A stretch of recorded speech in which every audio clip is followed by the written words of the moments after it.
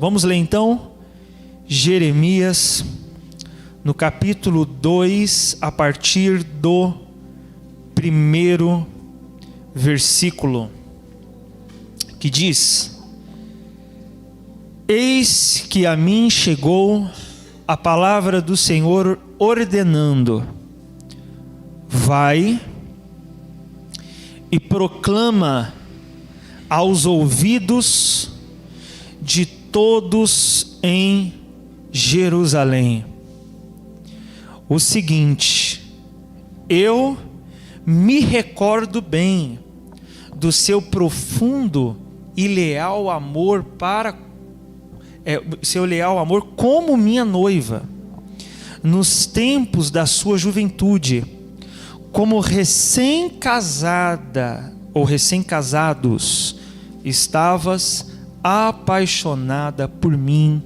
e me seguias pelo deserto, por terras áridas e ainda não semeadas. Ora, Israel, meu povo, era sagrado para com o Senhor, como as primícias de sua colheita. Todos aqueles que se atreviam a devorá-los eram considerados agressores e culpados, e portanto a desgraça os perseguia até puni-los. Palavra do Senhor. Então vamos observar aqui, meus irmãos, o Eterno recordando o período em que ele estava como ele mesmo diz, recém-casado com Israel.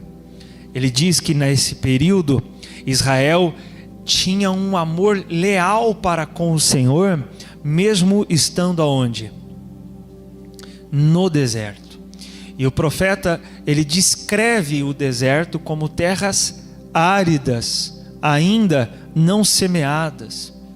Ou seja, situações desfavoráveis, desconfortáveis, tempos difíceis, mas que apesar das dificuldades daquele tempo, Israel tinha o que para com o Senhor? Vocês estão aí ou não, gente?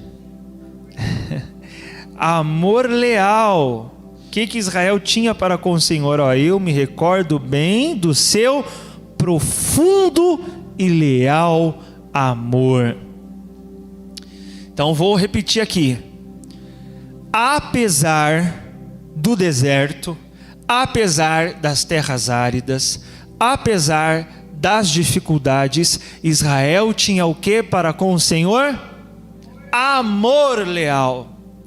E nisso é provado, meus irmãos, quem de fato tem esse amor para com o Senhor. Nisso o que, pastor? Na sua lealdade aonde? Aonde Israel estava nesse tempo que o Eterno se recorda? No deserto. Vamos lá, você vai caminhando comigo, que eu preciso que você entenda, né? Porque se eu ficar falando aqui, você vai dizer amém, não entender nada. Então, nós temos que entender, meus irmãos. Então caminha junto comigo aqui na pregação, porque é triste, meus irmãos, você passa às vezes a semana inteira para chegar na igreja, ainda com a luta para conseguir vir aqui, e chega aqui e ainda não entende a palavra, né? Eu não aceito isso não, meu irmão. Você aceita isso, meu irmão? Né? Aí pior ainda, que às vezes fica assim por meses, anos. Aí não é raro você encontrar crente de 5, 10 anos de igreja e não entende nada de Bíblia, porque ela vai para o culto, ela ora, ela canta, amém, glória a Deus, mas na hora da palavra ela fica voando, não entende nada. E o que realmente, irmão, vai causar a transformação de que necessitamos é nós nos moldarmos à palavra do Eterno, amém? Então a minha preocupação aqui é que você entenda.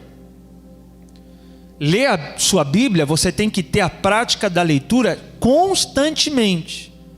Mas aqui no culto, mais importante do que simplesmente você abrir a sua Bíblia e ler ela comigo, é você conseguir entender junto comigo o que o texto quer dizer.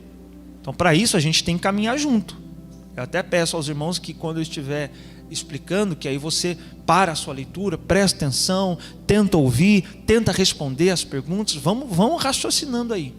Então eu acredito que agora você pode ter percebido que a gente está na palavra. Então vamos começar de novo, amém? Vamos ler aí versículo 2, vamos ler de novo. Vai e proclama aos ouvidos de todos em Jerusalém o seguinte: eu me recordo bem do seu profundo e leal amor como minha noiva nos tempos da sua juventude. Como recém-casados, estavas apaixonada por mim e me seguias pelo deserto, por terras áridas e ainda não semeadas. Então, apesar do deserto, de novo, o que Israel tinha para com o Eterno? Amor leal, lealdade, fidelidade, por amor, como o próprio aqui na King James diz, até apaixonada pelo Eterno. Um relacionamento extraordinário. Eu amo o Eterno. E esse amor ao Senhor foi visto na lealdade deles enquanto estavam aonde? No deserto. Então, nas situações de deserto que enfrentamos, Sr. Sidney, encosta, por favor. Nas situações de deserto que enfrentamos, o que está sendo provado então? Nosso amor, nossa lealdade para com o Eterno. Quando alguém em uma situação de adversidade murmura do Senhor, reclama do Eterno, até muitas vezes pode chegar até blasfemar, dizer que Deus a abandonou, de dizer que Deus não a vê, significa então que o amor que essa pessoa tinha para com o Senhor não era leal. Era um amor manifestado enquanto as coisas eram favoráveis a ela. E isso foi visto aqui, porque depois que Israel consegue chegar em Jerusalém, porque Deus diz ao profeta, diz aos ouvidos dos que estão em Jerusalém. Nesse período aqui que o profeta traz essa mensagem, o povo não estava mais no deserto, o povo já estava em Jerusalém. E quando eles chegam em Jerusalém, quando depois de muitos anos já estão situados em Jerusalém, o amor para com o Eterno havia se perdido. E o Eterno está então se recordando.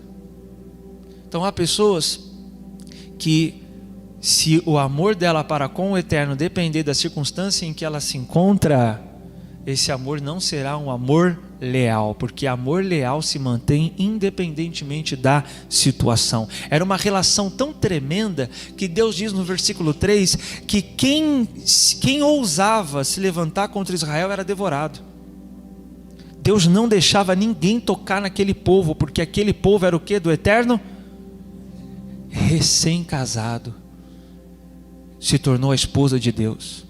É nesses termos que Deus se refere ao povo. Minha esposa, nós éramos recém-casados, e eu me lembro de quando éramos recém-casados. O seu amor era leal para comigo, Israel. E eu não deixava que ninguém tocasse em você, porque os que se levantavam contra você eram devorados. Assim Deus trata quem tem amor leal para com Ele. Deus trata como propriedade sua. Deus trata como alguém que não vai permitir outros tocarem, porque pertence ao Eterno. É minha esposa. O Eterno diz que tem zelo, e a palavra zelo que aparece no hebraico pode ser traduzida como ciúmes, que não deixa que outros toquem, não deixa dividir com outros. Então todos os que se levantavam contra Israel, o Eterno diz, eram devorados, porque Israel naquele tempo tinha um amor leal para com o Senhor como recém-casado. E aí entra então essa vida de casado de Deus com Israel, onde com o passar dos anos, ao invés do amor manter-se leal ao Eterno, e não foi o amor do Eterno ao povo que se desgastou, foi o amor do povo para com o Eterno que se desgastou. Ao invés desse amor se manter, ao invés desse amor crescer, esse amor se perdeu.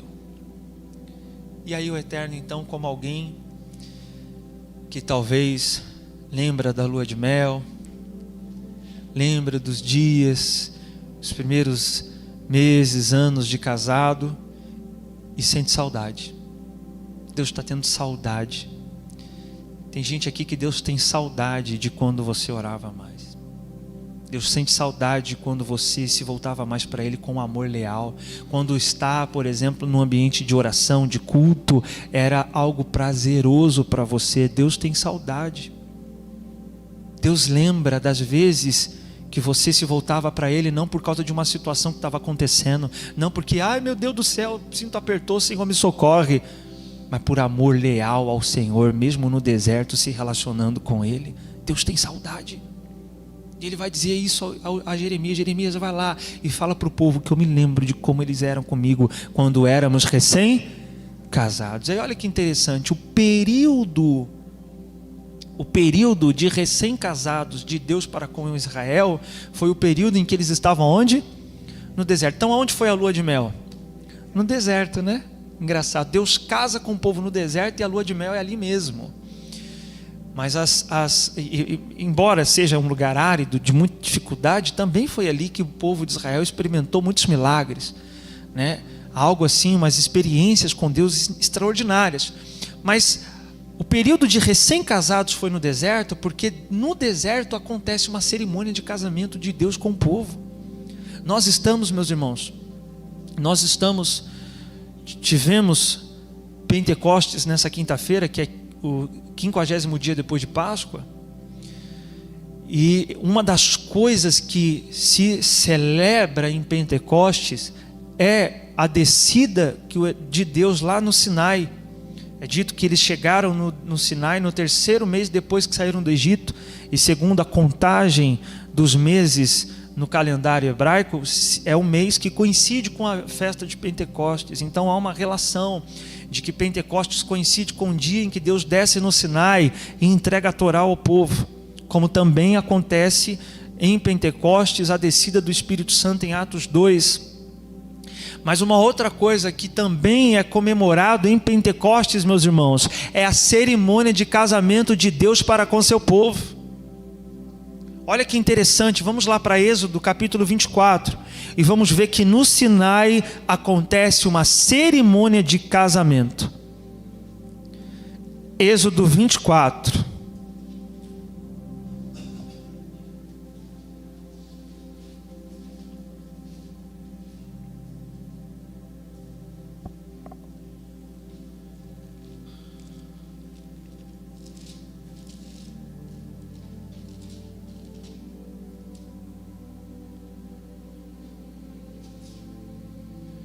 Nós sabemos que no capítulo 19 é dito que Israel chega no deserto do Sinai, o povo se prepara, o povo lava as vestes, né? Isso é tudo descrito no capítulo 19. Você pode depois leia do capítulo 19 em diante, você vai ter muita revelação extraordinária ali dessa revelação de Deus no Sinai. Mas quando Israel chega no Sinai, Moisés diz ao povo: olha, se consagrem, lavem suas vestes. E essa consagração, essa lavagem das vestes para estarem com vestes brancas diante do Sinai, seria como a noiva se apresentando para o casamento, para a cerimônia. No Sinai Deus iria descer e ali seria feita uma aliança de casamento com o povo de Israel. Vamos ver isso aqui, Êxodo 24. Depois Deus ordenou a Moisés: sobe ao Senhor, tu, Arão, Nadab e Abiú e 70 líderes anciãos de Israel, e adorareis de longe. Só Moisés se aproximará do Senhor, os outros não devem chegar perto, nem o povo subirá com ele. Veio, pois, Moisés e comunicou ao povo todas as palavras do Senhor e todas as leis, e todo o povo respondeu a uma só voz: nós obedeceremos todas as palavras proferidas pelo Senhor. Então Moisés escreveu todas as palavras do Senhor. Olha só, presta atenção. Quem escreveu? Moisés. Mas as tábuas onde foram escritas as 10 primeiras palavras do Sinai, quem escreveu nas tábuas? Deus. Êxodo 34 diz isso, e outros trechos de Êxodo também aparece dizendo que Deus escreveu com seu próprio dedo nas tábuas, mas nas tábuas continham apenas 10 palavras.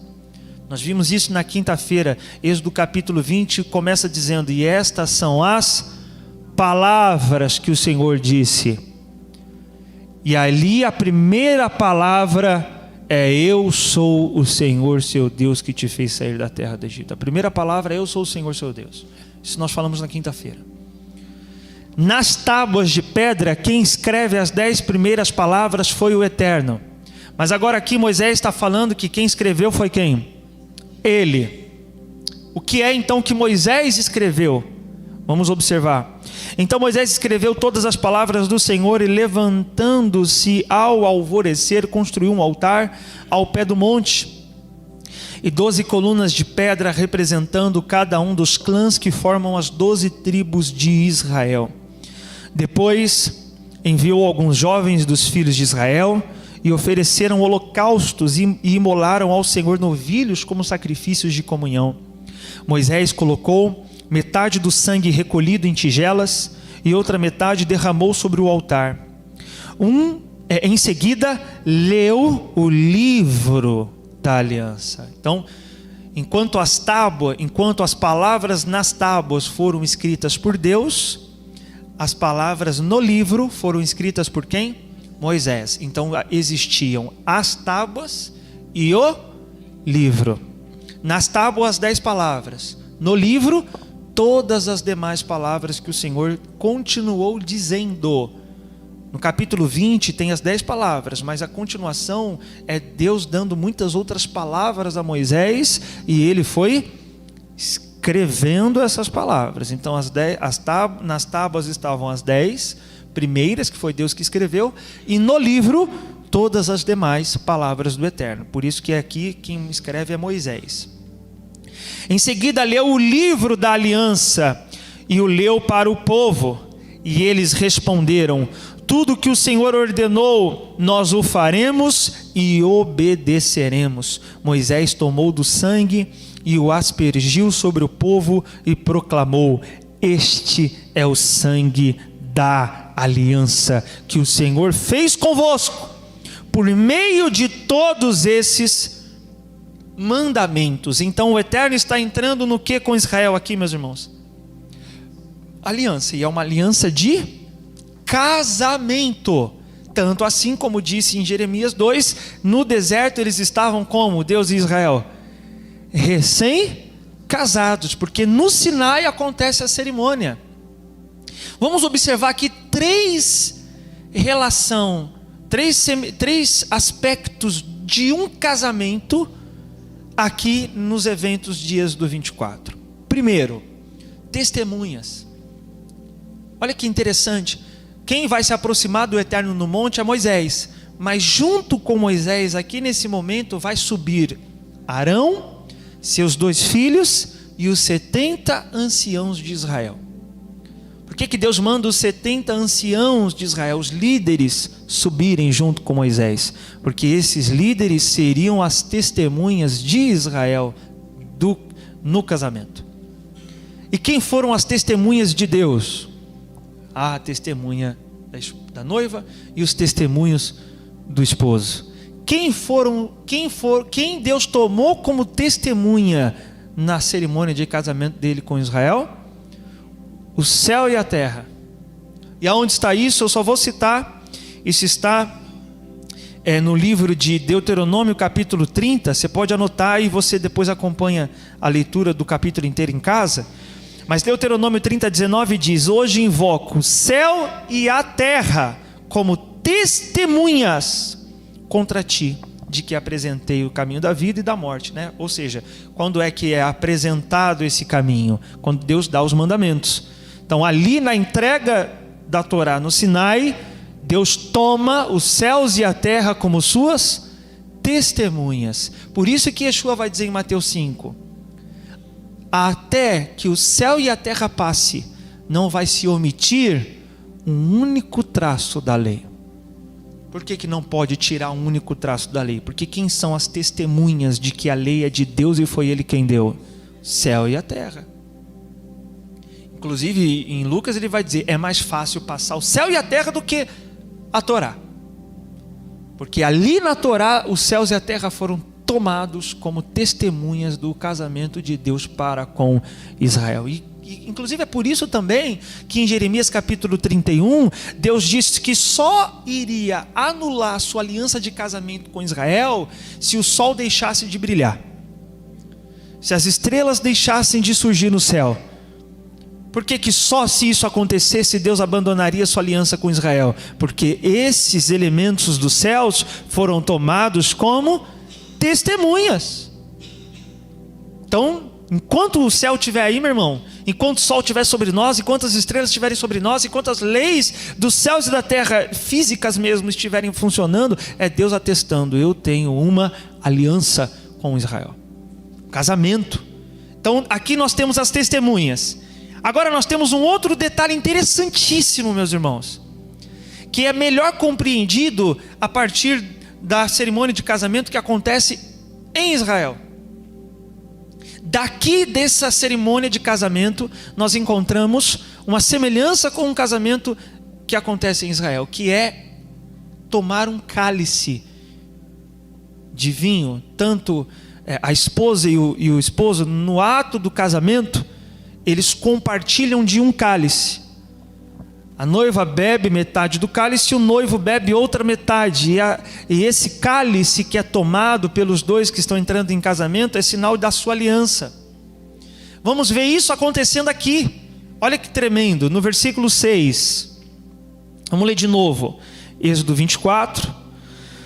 No versículo 6 diz: Moisés colocou metade do sangue recolhido em tigelas, e outra metade derramou aonde? Sobre o altar. Olha que tremendo. São feitos holocaustos, o sangue desses animais são extraídos, e metade do sangue foi derramada aonde? No altar, representando quem? O noivo, tomando o cálice. E a outra metade? Ficou em tigelas. E o que Moisés vai fazer com essa outra metade? Aspergiu, olha no 8, ó. Moisés tomou do sangue, não de bebeu, né? Aí pegou as tigelas e o aspergiu sobre o povo. Então olha que incrível, meus irmãos. Quando Moisés derrama metade do sangue no altar, é Deus tomando simbolicamente metade do cálice.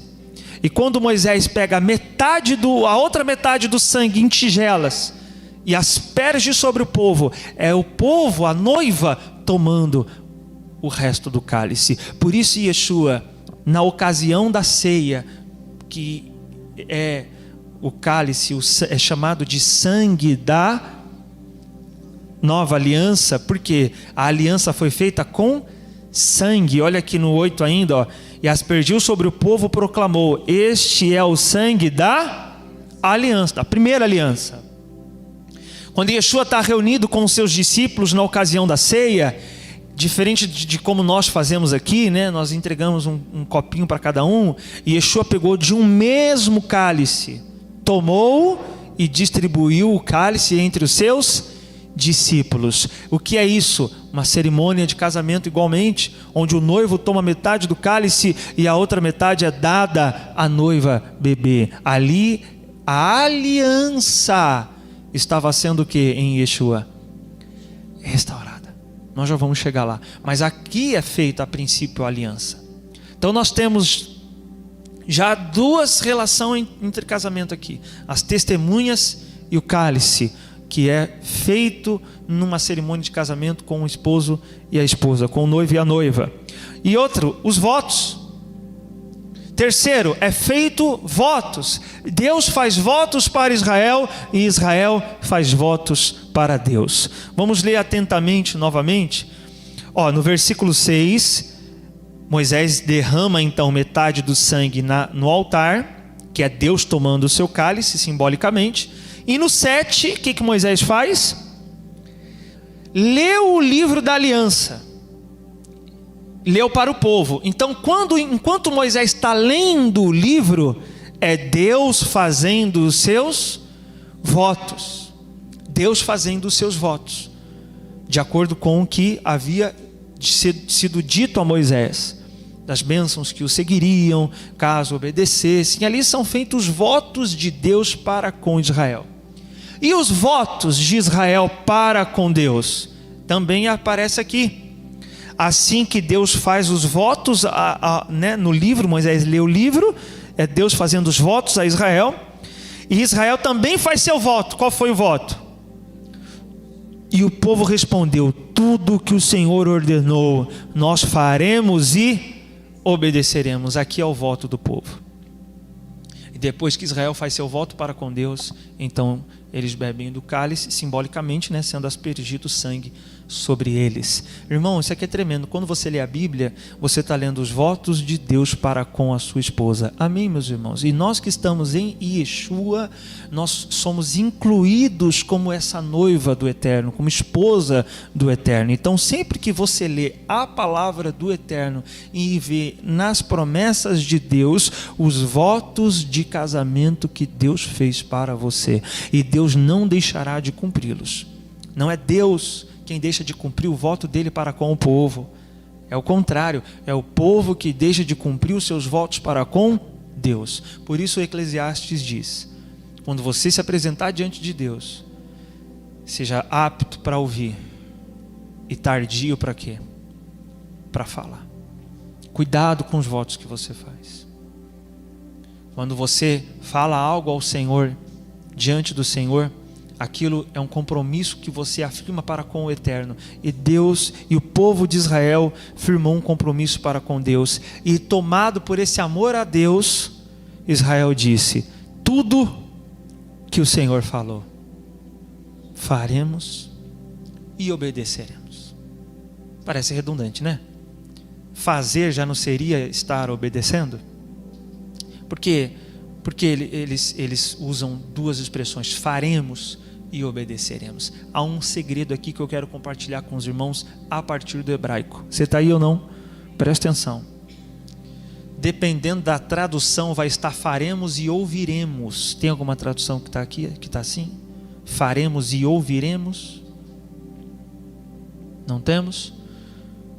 Tem traduções que está faremos e ouviremos. A King James está faremos e obedeceremos. A King James, ela traduz, mas ela traduz já dando uma interpretação. E por isso que é importante você comparar traduções. Amém, irmãos? Presta atenção. Eu estou lendo na King James, talvez tenha alguns irmãos lendo em outras traduções, e tudo bem. A gente aqui na igreja lê a King James, não porque a gente acha que a King James é a tradução perfeita e que todas as outras traduções estão erradas e que só nós estamos certos. Não, toda tradução. Eu até diria o seguinte, né? Qual que é a melhor tradução? Todas. Tem que comparar todas.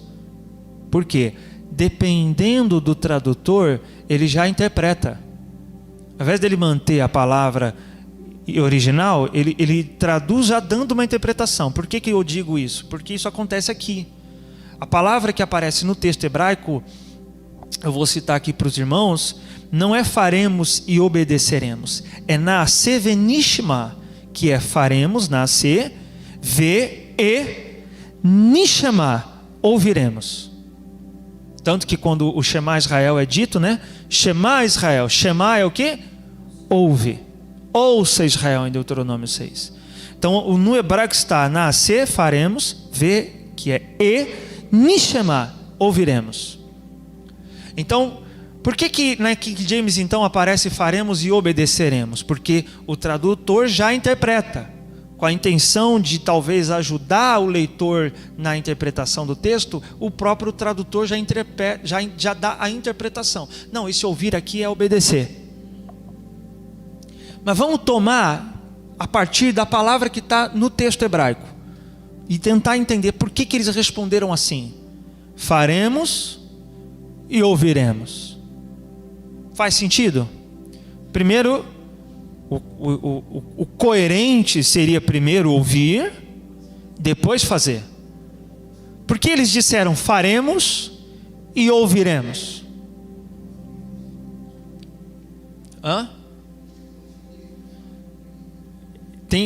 Tá chegando aí. Mas eles dizem que já iam fazer primeiro.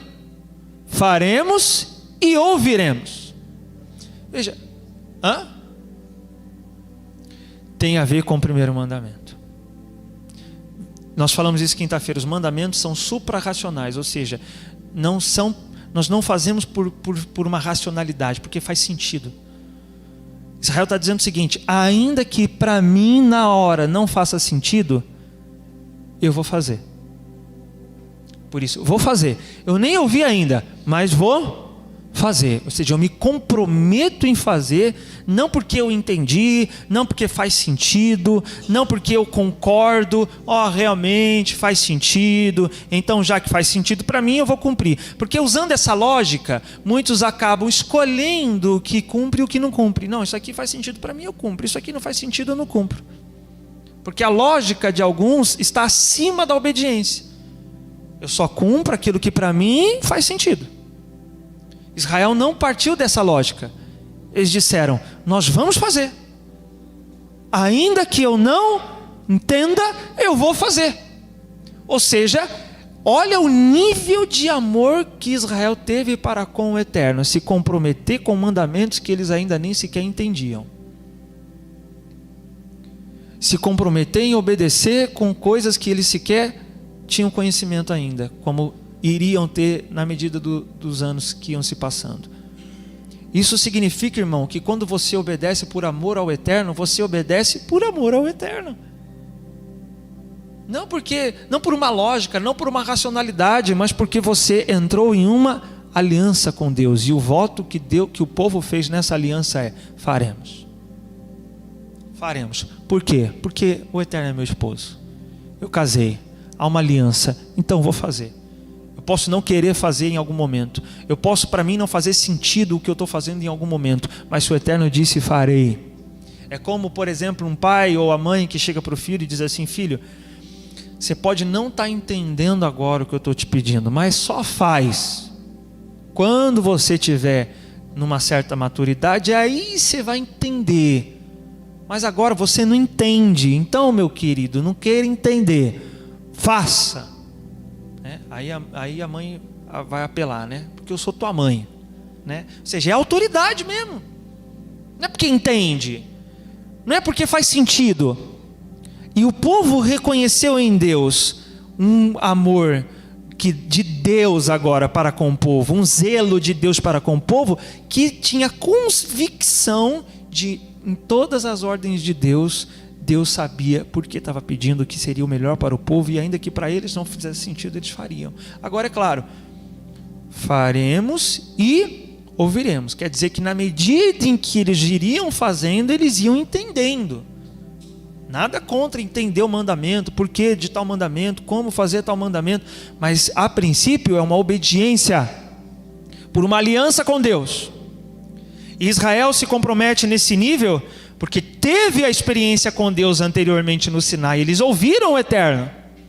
Deus apareceu, desceu no Sinai, o monte tremeu, o monte esfumejou, ouviram vozes, som de trombeta. Então não tinha como negar. Só cabe uma coisa a fazer aqui agora: o que ele disser eu vou fazer. Faremos e ouviremos. Por isso o Eterno diz lá em Jeremias, né? Israel, eu me lembro do amor leal que vocês tinham para comigo.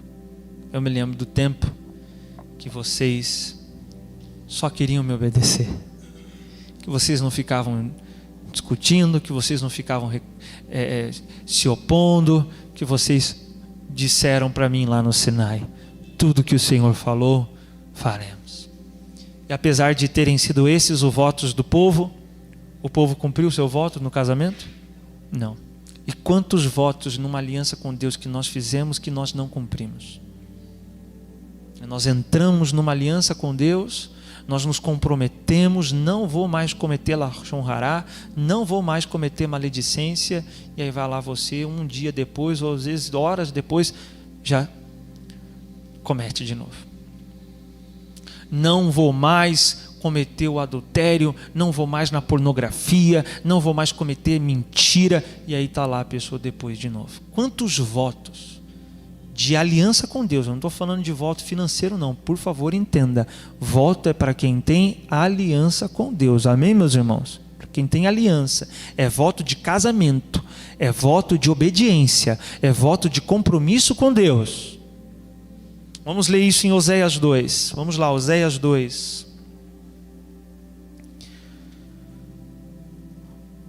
Oséias, capítulo 2. Agora a gente vai ter uma longa leitura do capítulo inteiro de Oséias. Capítulo 2, todo o capítulo. Então, vamos focar aí.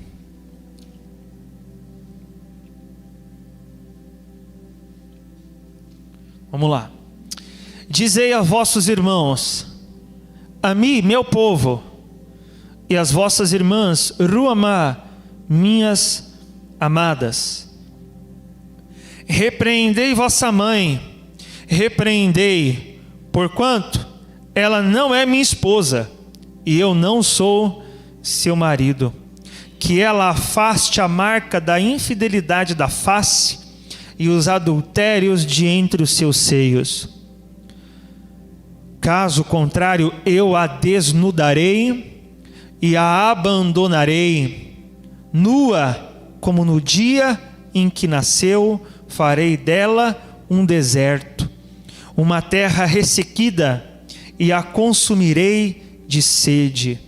Não me compadecerei de seus filhos, porque são filhos de adultério. Pois a mãe deles se prostituiu.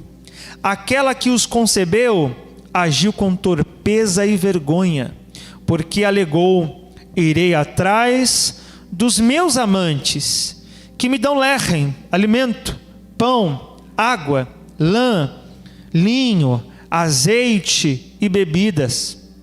Portanto, eis que cercarei o seu caminho com espinhos, e erguerei uma muralha contra ela, para que ela não consiga encontrar suas veredas. Ela correrá atrás dos seus amantes, mas não os alcançará. Procurará por eles, mas não os achará. Então refletirá: irei e tomarei para o meu primeiro marido, porquanto eu estava bem melhor antes do que agora. Então, o que o Eterno está dizendo aqui? Que a sua esposa foi correr atrás de quem? Dos amantes. E esses amantes eram as outras divindades com as quais Israel havia se misturado. E os filhos que se tornaram filhos de adultério foram as gerações seguintes que vieram nessa idolatria. E o Eterno diz que ele iria cercar Israel, iria tirar suas videiras, ou seja, iria submetê-lo a um juízo, acreditando que nisso a sua esposa pensaria o quê? Vou voltar para o meu primeiro marido. Vamos ver se foi isso.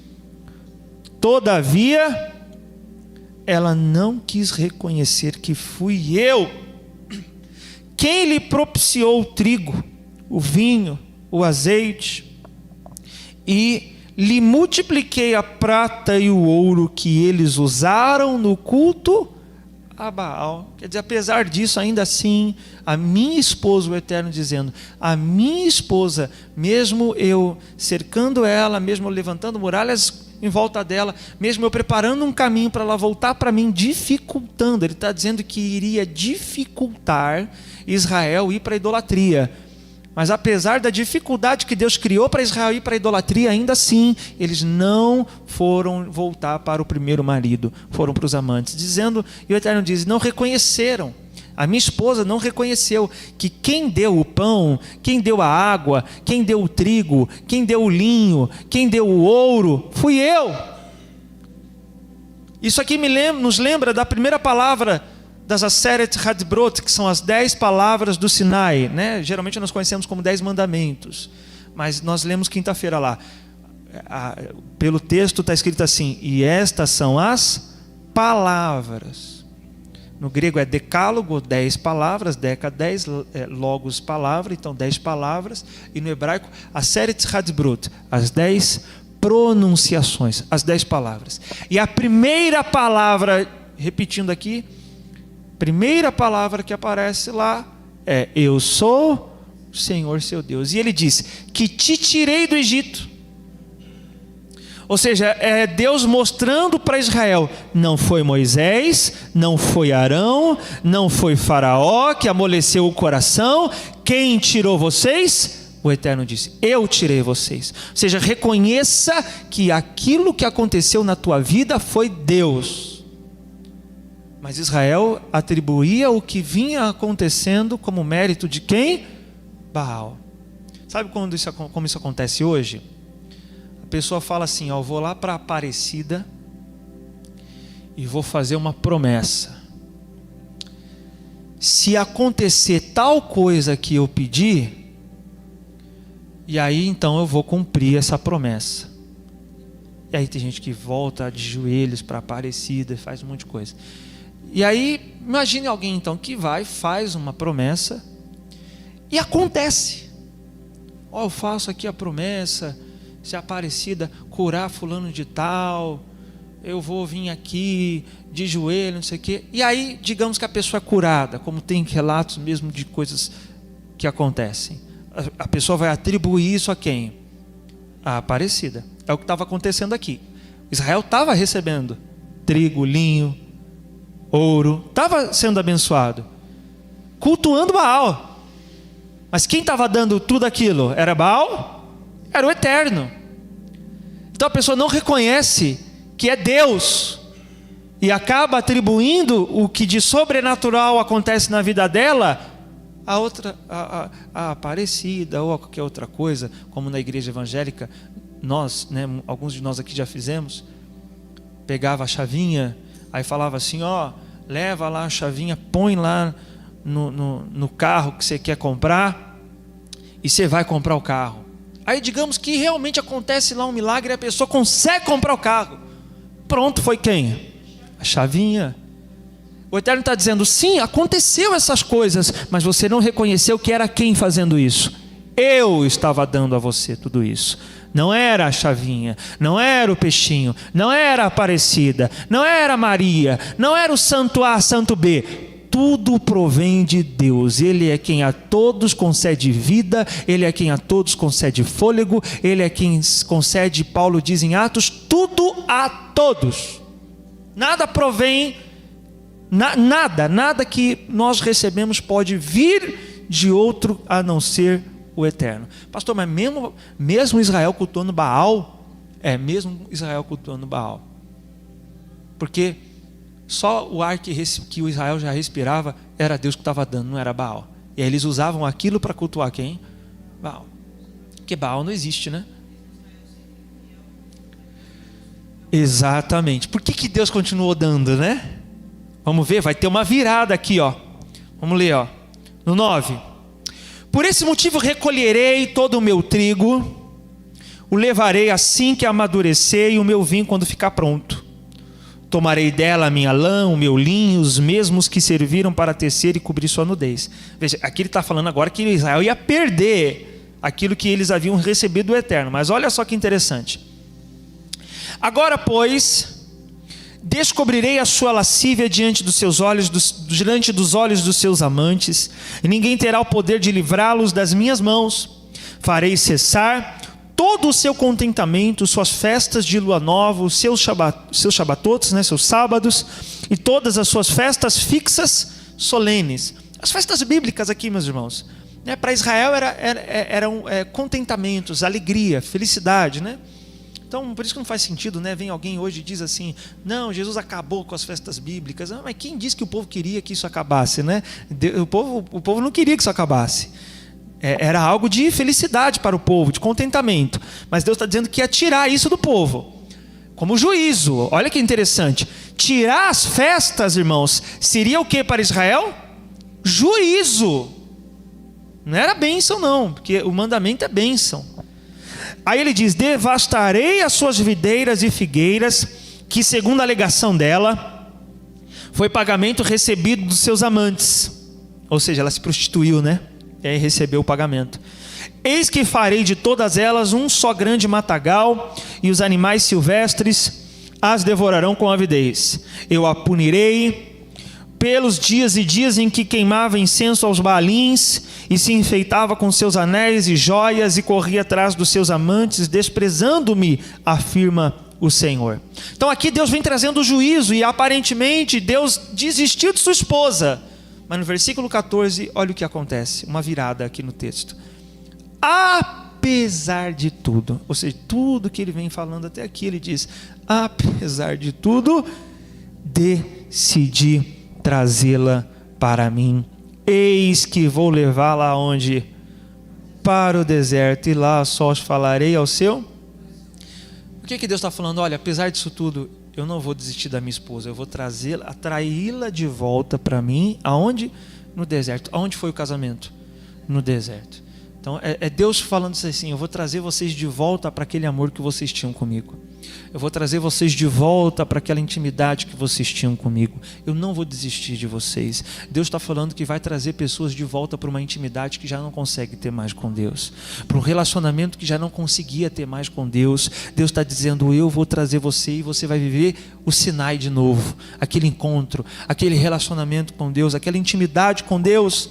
No 15 ele diz, ali eu lhe restituirei as suas vinhas e transformarei o vale de Acor, que significa problemas, numa porta de esperança. Ali ela haverá de conversar comigo, como nos dias da sua tenra idade, como no dia em que deixou o Egito. Veja a referência novamente ao Sinai, aquele período em que Deus revelou-se ao povo e o povo falou com Deus, dizendo, e o que o povo falou para Deus?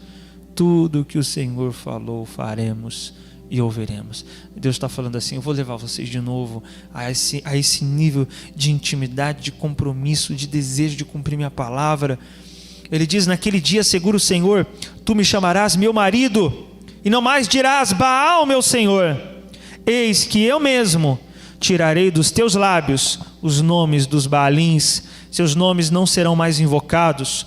Naquele dia firmarei um pacto com os animais silvestres, com as aves do céu, com os animais que rastejam pelo chão, arco, espada e tudo que diz respeito à guerra, eu os abolirei da face da terra, a fim de que todas as pessoas tenham o direito de viver em paz.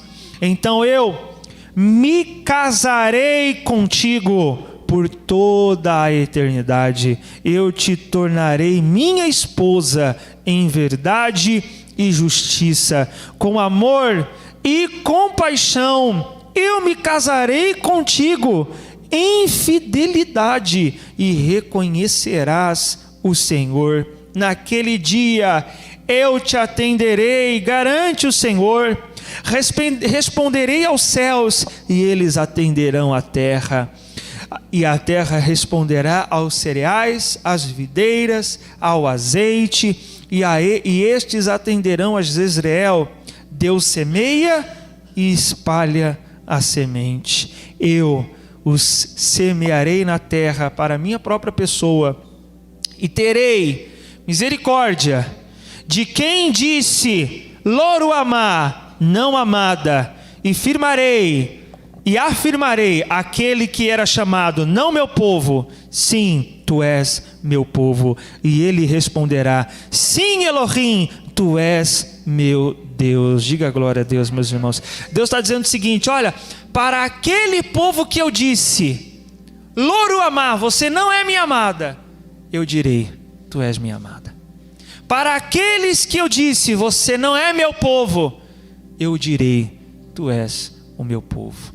Ou seja, Deus dizendo, apesar da sua infidelidade, eu não deixarei de cumprir os votos e o casamento que fiz para contigo, Israel. E aqui ele diz que fala assim, eu me casarei contigo. Ah, mas não casou lá no Sinai? Pois é, quando Yeshua vier, meus irmãos, é dito em Apocalipse que ocorrerá o quê? Difícil, hein? O quê? Casamento, mas é chamado do quê? Lá em Apocalipse. As bodas do Cordeiro, e a sua noiva está preparada. Ocorrerá um casamento. O primeiro foi no Sinai, né? A primeira cerimônia. A gente pode colocar aqui como quando Israel é tomado como noiva. E o casamento, Hebreus 12 diz que será em Sião, na Jerusalém celestial e não mais no Sinai terreno. Amém, meus irmãos? Isso é tremendo. Vamos terminar lá em Jeremias 31? Vai lá em Jeremias 31.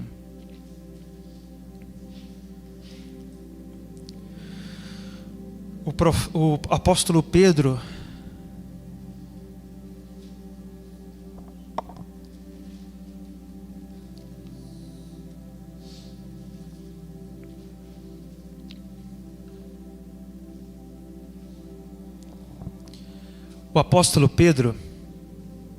ele cita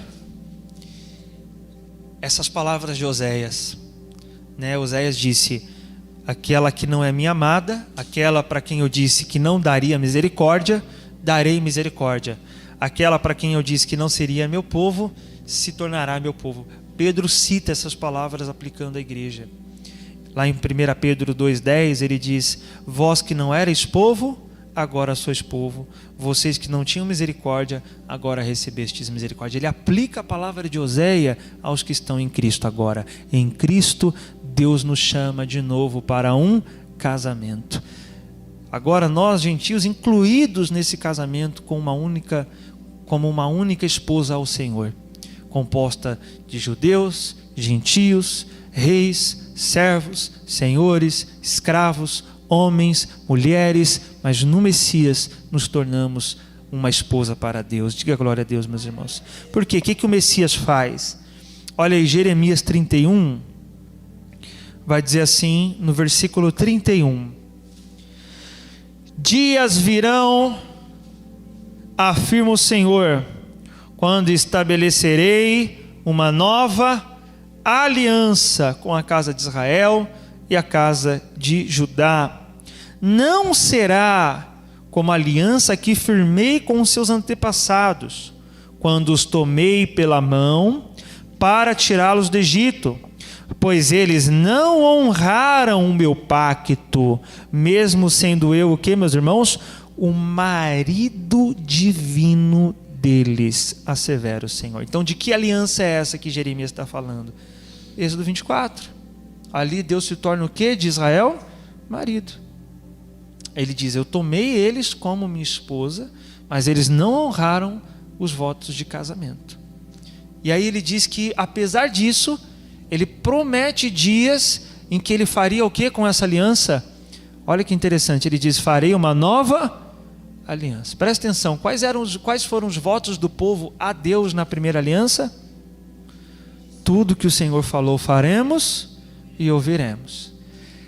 Hoje alguém pode dizer assim: não, pastor, mas aqueles votos do povo foi na primeira aliança. Agora eu estou na nova aliança. Na nova aliança é só Deus que faz votos para mim.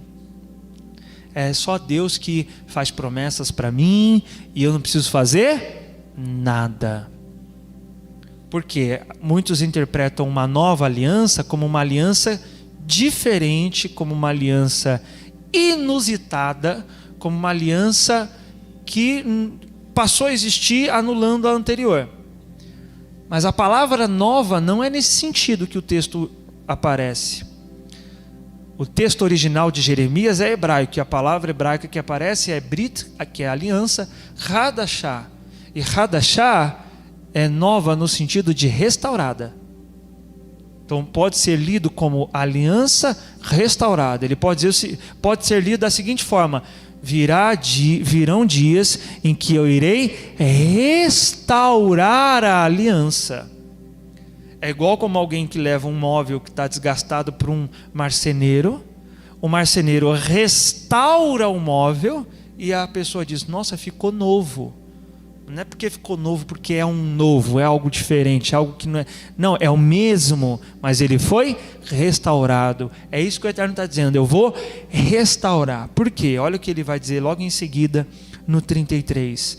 Eis, no entanto, a aliança que celebrarei com a comunidade de Israel, passados aqueles dias, afirma o Senhor, registrarei o conteúdo da minha Torá, da minha lei, na mente deles, e a escreverei no mais íntimo dos seus sentimentos, dos seus corações. E assim serei de fato o Deus deles, e eles serão o meu o meu povo. Então veja que é restaurada não no sentido de anular os mandamentos da primeira, mas de garantir que esses mandamentos serão cumpridos. E quem garante que esses mandamentos serão cumpridos? Que nós vamos cumprir o voto de casamento. E Yeshua disse, tomando o cálice da ceia, ele diz, este é o cálice da nova aliança, ou seja, da aliança restaurada, no meu sangue. No meu sangue. Então, o que restaura a aliança é o sangue de Yeshua. E Yeshua assim se torna, como fala Hebreus, a garantia de uma nova aliança. Hebreus 7:22 diz isso. Jesus se tornou, diga, Jesus é a garantia da minha aliança. Ou seja, quem garante, irmão, que agora a gente não vai descumprir o voto de novo? Porque senão vai ter que ficar toda hora enviando alguém, né? Imagina, não era assim na primeira aliança? Todo ano tinha que ter um sumo sacerdote lá no templo, todo ano tinha que ter um sacrifício sendo feito, porque o povo fez o que naquele ano que passou? Quebrou a aliança. Como é que Deus vai ficar num casamento assim? Toda hora está quebrando. Então ele tem que ser, e ele diz que você tomaria o povo como esposa eternamente. Então tem que ter uma garantia que essa aliança não vai quebrar mais. E quem garante isso? Yeshua diz, Hebreus diz que Yeshua é a garantia. Meu irmão, se você estiver em Cristo, Cristo vai conduzindo você a fazer tudo aquilo que o Eterno ordenou que deva ser feito. Jesus vai garantir isso. Eu não posso garantir isso.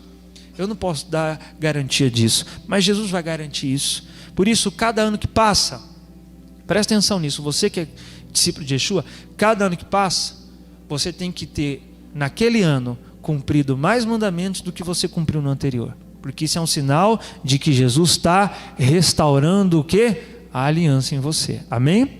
Agora, se é o contrário, eu cumpria mais, agora eu cumpro menos. Então, tem alguma coisa estranha.